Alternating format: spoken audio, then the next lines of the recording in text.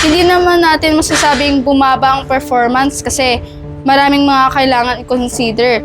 Lalo na sa pagpapaangat ng kalidad ng edukasyon. Naniniwala naman akong hindi ganun yung realidad eh. DepEd targets improve performance of 8 million students for 2025 yung iba dyan, walang computer. Yung iba din dyan, di nag-aalmusal, pagod na pagod, naglalakad, nakatsinelas lang. Ma, Oh, may assignment po kami. Paano po to basahin? Alin ba dyan, nak? Ito po. Ay, nasa English naman yan eh. Ito ang anak ko talaga, Inglesera. Hindi mo na kailangan tuunan ng pansin yan. Pilipino naman tayo eh. Siya, pumasok ka na. Okay po.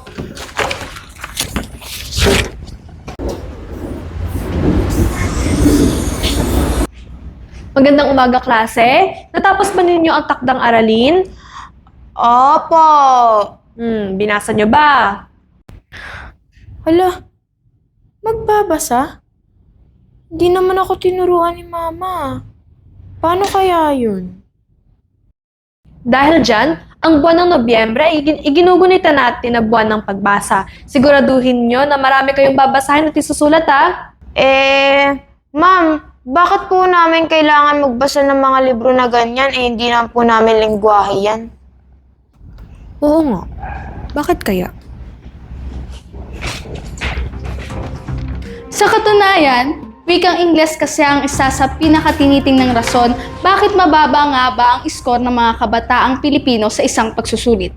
Isa pa ay hindi nila natuunan ng pansin nung sila'y bata pa, kaya't ito'y nadala nila sa kanilang pagtanda. Tingin nga, anak, saan ka ba nahihirapan? Sa ano po? Sa pagbasa.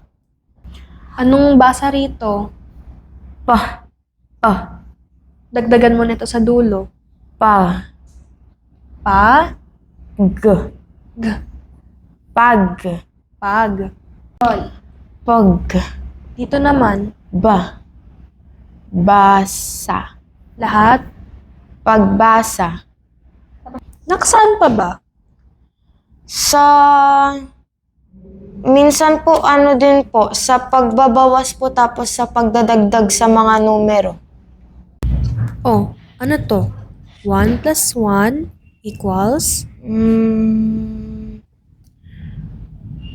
Sige, isa pa. Isa, dagdagan mo ng isa.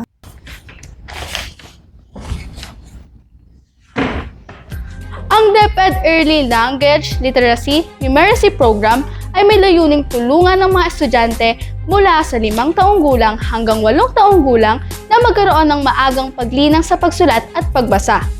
Dahil sa mga edad na ito, dapat na natutunan kaagad at huwag ipagsawalang bahala. Bilang guro po, ano po yung mga napapansin nyo sa mga estudyante nyo? Pansin ko po talaga sa mga estudyante ko, marami po sa kanila ang hirap sa pagbabasa, pati na rin po yung sa sipnayan, hirap po silang magdagdag at magbawas ng mga numero. At kadalasan po talaga, kulang po sila sa suporta, pati na rin po hindi po sila natututukan sa bahay. At ayun po. Base po sa mga nababalitaan yung ranggo ng Pilipinas sa mga pagsusulit na isinagawa, sa tingin niyo po ba may pag-asa pa rin po ang edukasyon sa ating bansa? Alam niyo po, bilang guro, hindi ko po talaga inaasahan na ganun po kababa yung ranggo na makukuha natin. Siyempre po, nakakalungkot isipin kasi ito po yung mga bata na tinuturuan natin eh.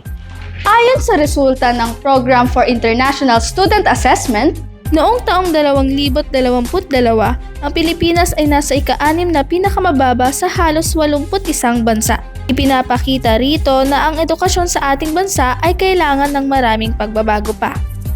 Ngunit, ano nga ba ang ginawa ng gobyerno? Ayon sa Republic Act 10533 o ang Enhanced Basic Education Act of 2013, isa sa mga isinabatas upang mabigyang diin ang pagpapaunlad ng literacy at numeracy skills bilang pundasyon ng batayang edukasyon. Ang mga programang ito ay National Reading Month, Reading Campaign, ELL program at matatag curriculum. Sige klase, sino nang pwedeng magbasa sa inyo nito? Ma'am! Ako, ma'am! Kanina pa po ako nagsasagot, ma'am! Ako naman po!